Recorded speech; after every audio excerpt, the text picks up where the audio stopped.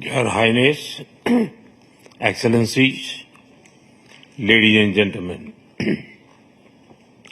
16वें BRICS summit के शानदार आयोजन के लिए मैं राष्ट्रपति पुतिन को हार्दिक बधाई देता हूं और ब्रिक्स से जुड़े नए साथियों का भी एक बार फिर से हार्दिक स्वागत करता हूं। नए स्वरूप में ब्रिक्स विश्व की 40% मानवता और लगभग 30% अर्थव्यवस्था का प्रतिनिधित्व करता है। पिछले लगभग 2 दशकों में ब्रिक्स ने अनेक उपलब्धियां हासिल की हैं। मुझे विश्वास है कि आने वाले समय में यह संगठन वैश्विक चुनौतियों का सामना करने के लिए और अधिक प्रभावी माध्यम बनकर के उभरेगा।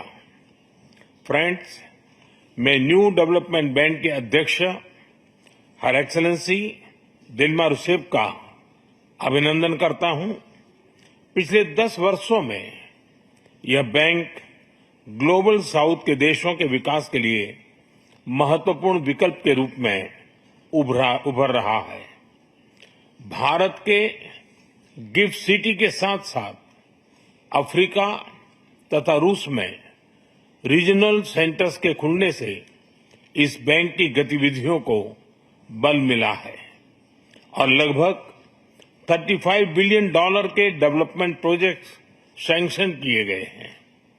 एनडीबी को डिमांड ड्रिवन सिद्धांत पर काम करते रहना चाहिए और बैंक का विस्तार करते हुए long term financial sustainability, healthy credit rating और मार्केट एक्सेस सुनिश्चित करने पर प्राथमिकता रहनी चाहिए।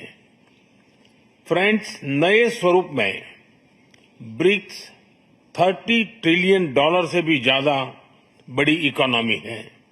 हमारे आर्थिक सहयोग को बढ़ाने में ब्रिक्स बिजनेस काउंसिल और ब्रिक्स विमेन बिजनेस अलायंस की विशेष भूमिका रही है।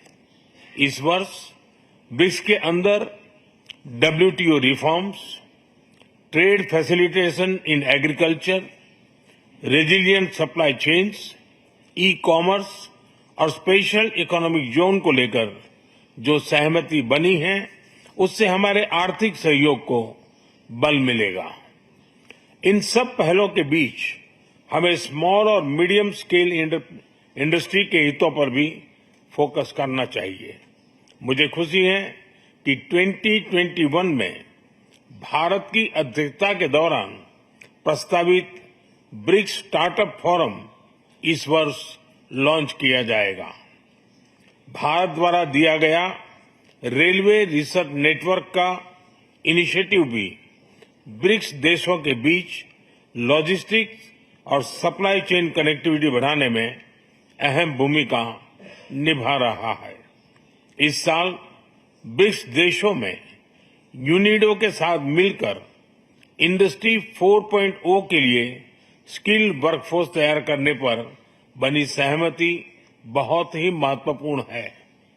2022 में लॉन्च किया गया ब्रिक्स वैक्सीन R&D सेंटर सभी देशों की स्वास्थ्य सुरक्षा बढ़ाने में मदद कर रहा है। हमें डिजिटल हेल्थ में भारत का सफल अनुभव ब्रिक्स पार्टनर्स के साथ साझा करने में खुशी होगी।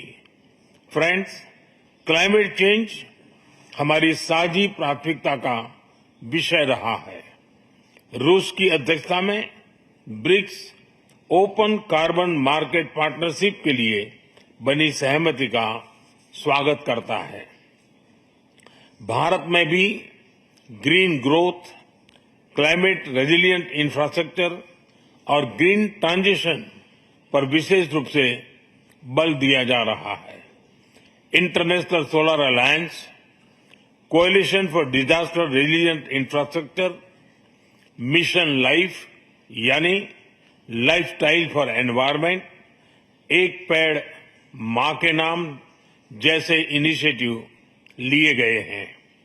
पिछले वर्ष COP28 के दौरान हमने ग्रीन क्रेडिट जैसे महत्वपूर्ण पहल की शुरुआत की। मैं ब्रिक्स पार्टनर्स को इन इनिशिएटिव से जुड़ने के लिए आमंत्रित करता हूं। ब्रिक्स के सभी देशों में इंफ्रास्ट्रक्चर के निर्माण पर विशेष रूप से बल दिया जा रहा है।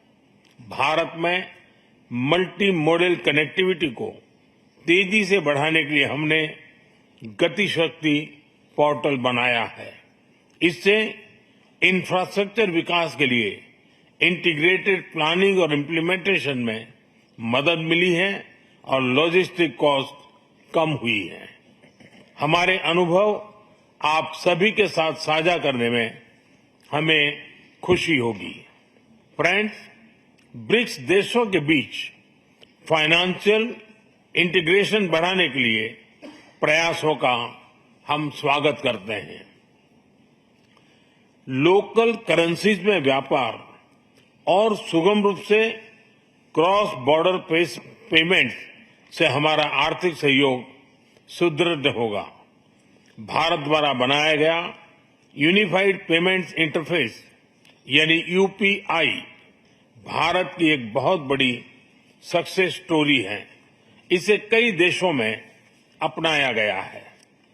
पिछले वर्ष हिज हाइनेस शेख मोहम्मद के साथ मिलकर हमने इसे यूएई में भी लॉन्च किया। अन्य ब्रिक्स देशों के साथ भी इसमें सहयोग किया जा सकता है। फ्रेंड्स, भारत ब्रिक्स के अंतर्गत सहयोग बढ़ाने के लिए पूरी तरह से प्रतिबद्ध है। हमारी विविधता और मल्टीपोलरिटी में हमारा दृढ़ विश्वास हमारी ताकत है। हमारी यही ताकत और मानवता में साझा विश्वास हमारी भावी पीढ़ी के समृद्ध और सशक्त भविष्य को सार्थक रूप देने में सहयोग होगा। आज की बहुत ही महत्वपूर्ण एवं उपयोगी चर्चाओं के लिए मैं सभी का आभार व्यक्त करता हूं। ब्रिक्स के अगले अध्यक्ष के रूप में मैं राष्ट्रपति लूला को हार्दिक शुभकामनाएं देता हूं। भारत आपकी ब्रिक्स अध्यक्षता की सफलता के लिए अपना पूरा सहयोग देगा। एक बार फिर राष्ट्रपति पुतिन और सभी लीडर्स का बहुत बहुत धन्यवाद।